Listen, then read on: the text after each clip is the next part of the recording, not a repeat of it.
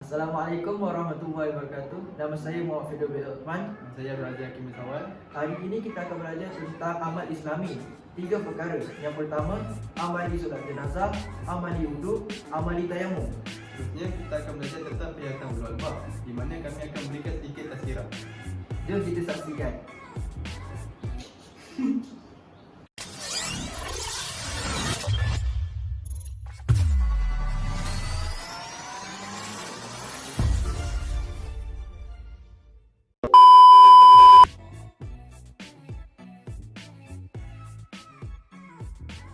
Sekarang kita akan masuk dalam pengurusan jenazah. Ada ketika menziarahi pesakit. Ketika menziarahi pesakit, kita mestilah mematuhi ada-ada yang telah ditetapkan dalam Islam untuk mendapat keberkatan dan pahala daripada Allah SWT. Antaranya ialah yang pertama, kita tidaklah sepatutnya duduk di sisi pesakit terlalu lama kerana ini boleh mendatangkan sifat jemu kepada pesakit. Yang kedua, zahirkan rasa simpati kepada pesakit seolah-olah kita merasa bagaimana dia merasakannya. Yang ketiga, nasihatkanlah pesakit bahawa penyakit ini merupakan dugaan semata-mata dan akan mendapat ganjaran pahala yang besar kemudian hari. Tindakan ketika nazar. Yang pertama, membaringkan pesakit di atas makanan dan mukanya menghadap kiblat. Yang kedua, talkinkan kalimah la ilaha illallah di telinganya seolah-olah maksudnya menyebut kalimah tauhid ini. Yang ketiga, membacakan bacaan Yasin di sisi pesakit yang hampir mati. Yang keempat, bersangka baik kepada Allah. Tindakan selepas kematian. Pertama, mendoakan untuk si mati. Yang kedua, memejamkan mati jenazah dan ikat rahang mulutnya agar tidak terbuka. Yang ketiga, melembutkan tulang sendi-sendinya. Yang keempat, meletakkan sesuatu di atas perutnya agar tidak kembung. Adab mengiringi jenazah. Terdapat pelbagai adab untuk mengiringi jenazah. Yang pertama, sunat bagi lelaki untuk mengikut dan mengiringi jenazah hingga ke kubur. Disunatkan untuk menunggu sehingga mayat selesai dikebumikan. Bagi kaum wanita, tidak disunatkan untuk mengiringi jenazah. Yang kedua, mengiringi jenazah dengan berjalan kaki dan boleh menaiki kenderaan. Yang ketiga, sunat membawa keranda, terutama jika mayat tersebut adalah perempuan, sebagai tanda kemuliaan Allah SWT kepada umat manusia. Perkara bid'ah ketika mengiringi jenazah. Yang pertama, semua yang menyalahi ada adab mengiringi jenazah telah disebutkan tadi adalah perkara bid'ah yang perlu ditinggalkan. Yang kedua, membawa bunga-bungaan dan atau jambat bunga bersama jenazah. Ia bid'ah kerana seolah-olah mengikut tradisi orang kafir ketika upacara jenazah mereka. Yang ketiga, kubur yang digali dan dibuat lain dari cara yang telah ditetapkan dari segi ukuran dan dalam, keutamaan membuat lahat dan juga lubang syak. Seterusnya kita akan pergi kepada pengurusan jenazah. Ringkasan mandi jenazah. Terdapat 3 faktor. Yang pertama, persediaan. Yang kedua, pembersihan. Yang ketiga, mandian. Persediaan. Pemandi mestilah mahir dalam melakukan tugas memandikan jenazah. Seterusnya, hendaklah mempunyai alatan yang mencukupi untuk memandikan jenazah. Yang ketiga, letak mayat di tempat yang lebih tinggi. Yang kedua, pembersihan. Alirkan air ke anggota badan jenazah, tekan perut jenazah untuk mengeluarkan sisa najis. Yang ketiga, bersihkan kotoran di celah anggota badan, kemudian niat mandikan jenazah. Yang terakhir, mandian. Mandikan jenazah sebanyak 3 kali. Kapur barus dicampurkan ketika mandian yang terakhir, iaitu mandian yang ketiga. Akhir sekali, wudukkan mayat. Pengebumian jenazah. Yang pertama, makruh sembahyangkan jenazah pada 3 waktu. Yang pertama, ketika waktu malam. Yang kedua, ketika waktu matahari sedang naik tegak di kepala. Dan yang ketiga, 3 waktu terbit dan terbenam matahari, kecuali jika terdesak, seperti jenazah sudah berbau. Yang kedua, ditanam kubur yang dalam. Ukurannya setinggi seorang lelaki sederhana, ditambah pula panjang tangannya diangkat ke atas. Luasnya pula sekadar 1 hastaf sejengkal. Yang ketiga, wajib meletakkan mayat di atas sebelah kanan dan menghadap kiblat. Dipilihnya disunatkan dikenakan pada tanah. Yang keempat, jika tanah dalam keadaan sangat keras, disunatkan membuat lahat. Kesimpulannya, semua pengurusan jenazah ini mestilah dilakukan seikhlas mungkin. Sempurnakan pengurusan jenazah ini hingga ke kubur.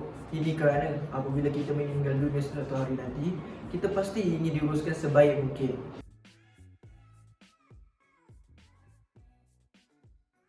Selbi Allah azza wa jalla arba'a takbiratin imanan lillahi ta'ala. Allahu akbar. Bismillahirrahmanirrahim. Alhamdulillahi rabbil alamin. Arrahmanir rahim. Maliki yaumiddin. Iyyaka na'budu wa iyyaka nasta'in. Ihdinas siratal mustaqim. Siratal ladzina an'amta 'alaihim ghairil maghdubi 'alaihim waladdallin. Amin. Allahu akbar. Allahumma salli ala sayyidina Muhammad.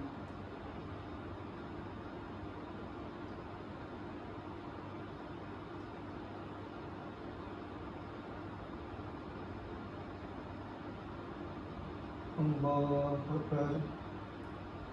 Allahumma fir lahu warhamhu wa'afihi wa'fu anhu.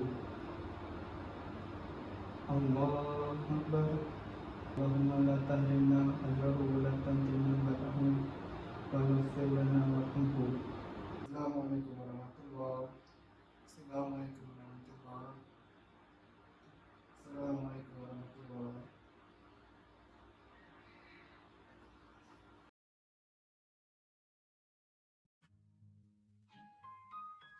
Okay, kita pergi kepada tajuk amali tayamum. Pertama sekali ialah pengertian. Pengertian tayamum dari segi bahasa ialah kasat, iaitu bermaksud atau sengaja. Dari segi istilah, menyampaikan tanah ke muka dan tangan untuk melakukan wudu dan mandi atau kedua anggota dengan syarat-syarat khusus. Okay, sebab diharuskan tayamum ada 3 keadaan, di mana ketiadaan air, ada halangan, ada mudarat. Kita pergi kepada ketiadaan air. Ketiadaan air di mana memang betul tiada air, ataupun air itu cukup untuk diminum saja, ataupun air tersebut untuk haiwan ternakan, ataupun kita boleh kata air untuk mengambil air dari tempat kita adalah sangat jauh. Terusnya ialah ada halangan, di mana kita terhalang daripada mengambil air kerana bimbang akan keselamatan diri dan kematian diri. Sebenarnya terdapatnya binatang buas yang menghalang kita daripada mengambil air dari tempat ini. Terakhir ialah ada mudarat. Hal ini di mana sakit yang sehingga memang tidak boleh menggunakan air, ataupun sejuk yang melampau sehingga boleh memudaratkan badan. Seterusnya kita pergi kepada rukun, sunat dan perkara yang membatalkan tayamum. Kita pergi kepada rukun tayamum. Rukun tayamum ada 4. Yang pertama, berniatkan dalam hati untuk melakukan tayamum, tetapi ia disunatkan melafazkan dalam lisan. Yang kedua ialah menyapukan debu ke seluruh wajah. Yang ketiga, menyapukan debu ke tangan hingga ke siku. Yang terakhir ialah setetek, iaitu menyapukan debu ke muka dahulu daripada tangan. Kita pergi kepada perkara sunat bertayamum. Yang pertama ialah ia sama seperti wudu, iaitu membaca basmalah sebelum tayamum, mendahulukan kanan dan juga membaca doa selepas bertayamum. Yang kedua ialah meregangkan jari ketika menepuk tanah. Yang ketiga, menipiskan debu dengan menepuk kedua belah tapak tangan ataupun meniupnya. Okay, yang terakhir ialah perkara yang membatalkan tayamum. Yang pertama ialah semua perkara yang membatalkan wudu. Yang kedua ialah sakit yang sudah tiada halangan ataupun sakit yang sudah sembuh.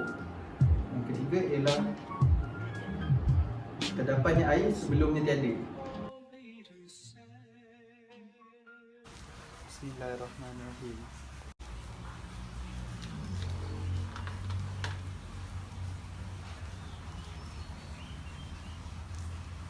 Itu tayamum fi sihhati salati maktubati lillahi ta'ala.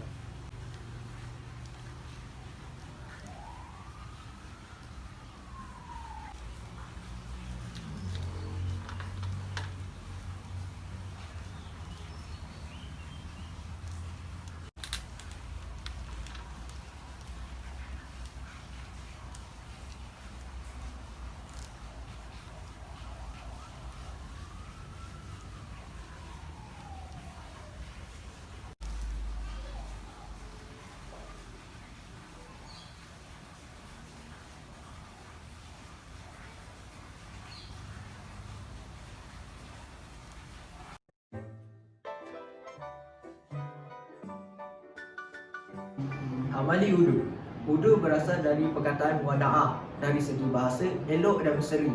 Dari segi syarak, perbuatan menggunakan air pada anggota-anggota tertentu berserta niat. Amalan yang diwajibkan untuk berwudu ada 3. Yang pertama solat, yang kedua tawaf mengelilingi Kaabah, yang ketiga membaca Al-Quran. Rukun wudu. Menurut ulama Syafi'iyah merumuskan terdapat 6 rukun wudu. Yang pertama niat, yang kedua membasuh keseluruhan muka, yang ketiga membasuh kedua belah tangan hingga ke siku, yang keempat membasuh sebahagian kepala, yang kelima membasuh kedua belah kaki hingga ke buku lali, dan yang terakhir iaitu tertib. Perkara sunat ketika berwudu. Antara perkara sunat ketika berwudu yang perlu dilakukan, yang pertama menyebut nama Allah, bismillah. Yang kedua membasuh pergelangan tangan sebanyak 3 kali. Yang ketiga berkumur dan masukkan air ke dalam hidung dengan satu cedokan tangan kanan dan mengeluarkan air dengan tangan kiri. Selebihnya anda boleh lihat seperti di sini. Perkara makruh ketika wudu. Perkara makruh ini disebabkan terdapat larangan baginda sallallahu alaihi wasallam yang kelihatan tidak tegas, dan amalan ini bertentangan dengan syarak. Contohnya, yang pertama menggunakan air secara berlebihan. Yang kedua mengelap anggota wudu tanpa keuzuran. Yang ketiga mendahulukan basuhan tangan dan kaki kiri berbanding kanan. Perkara yang membatalkan wudu. Perkara yang membatalkan wudu dalam mazhab Syafi'i melibatkan 2 perkara saja. Yang pertama, sesuatu yang keluar dari tubuh dan tubuh. Yang kedua, tidur dalam keadaan baring, terletak, menjerit dan seumpamanya. Yang ketiga, seseorang yang hilang akal akibat daripada mabuk, pitam, gila dan seumpamanya. Yang keempat, seorang lelaki menyentuh isterinya atau perempuan lain tanpa lapik. Yang kelima atau yang terakhir, menyentuh kemaluan manusia tanpa lapik dengan berbuat tapak tangan dengan sengaja ataupun tidak. Seterusnya, kelebihan berwudu. Yang pertama, gugur dosa-dosa kecil dari anggota wudunya. Yang kedua, Allah mengangkat darjat hamba-Nya. Yang ketiga, wudu leraikan ikatan syaitan. Bismillahirrahmanirrahim.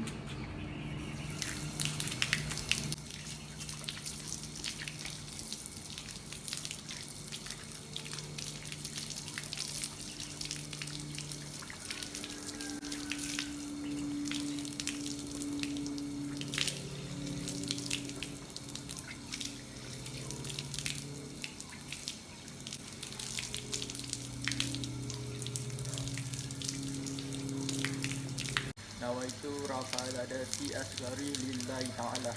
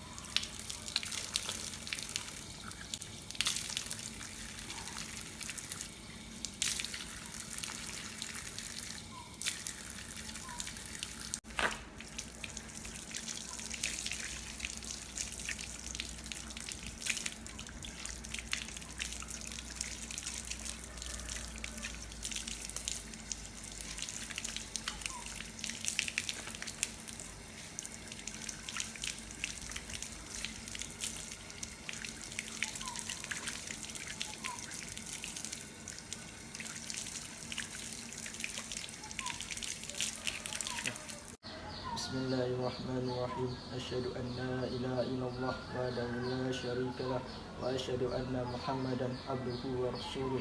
Allahumma ij'alni minat tawwabin waj'alni minal mutatahhirin waj'alni min ibadikas sholihin.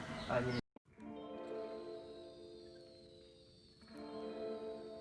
Terakhir sekali, kita akan belajar tentang perihatan berbab, di mana kami akan memberikan sedikit tazkirah. Tazkirah kami ini bertajuk tentang sedekah. Okey, sedekah. Sedekah merupakan amalan sangat mulia di Islam. Setiap sedekah yang dihulukan akan menambahkan lagi rezeki sehingga tidak terhingga. Dosa-dosa kita juga turut dapat dihapuskan dengan sedekah. Seperti Nabi SAW sabda, sedekah dapat menghapuskan dosa sebagaimana air memadamkan api. Hadis riwayat Imam Tirmizi. Selain itu, setiap kali kita bersedekah akan ada keberkatan. Bila ada keberkatan, harta yang sikit akan menghasilkan sangat banyak yang mencukupi. Apabila tiada keberkatan, harta yang banyak akan menghasilkan sangat sempit dan tidak mencukupi. Meskipun kita punya harta yang melimpah ruah.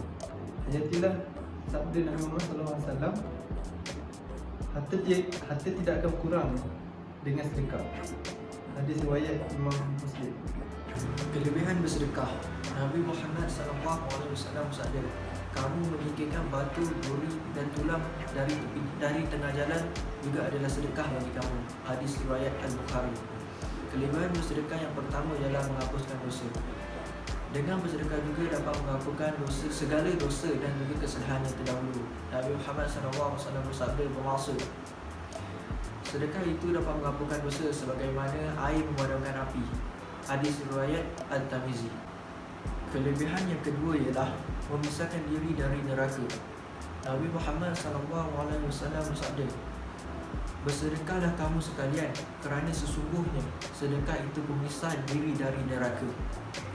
Kelebihan ketiga iaitu golongan yang mendapat naungan pada hari akhirat. Ini kerana golongan yang gemar bersedekah ini merupakan golongan yang akan mendapat naungan Allah SWT pada hari akhirat kelak. Oleh itu, amalan sedekah ini amat digalakkan dalam Islam kerana sedekah ini merupakan lambang kesyukuran kepada Allah, pelaksanaan perintah Allah dan mengeratkan hubungan silaturahim antara sesama Muslim. A'udzubillahi minasyaitonir rajim. Bismillahirrahmanirrahim. Innal ladzina amanu wa amilus solihati kanat lahum jannatu firdausi nuzula. Sesungguhnya orang-orang yang beriman dan beramal soleh bagi mereka syurga Firdaus sebagai tempat tinggal.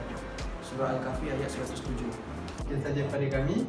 Kami harap ilmu dan pembelajaran yang kami sampaikan hari ini Memberi manfaat kepada anda semua untuk menggunakan ilmu ini dengan baik.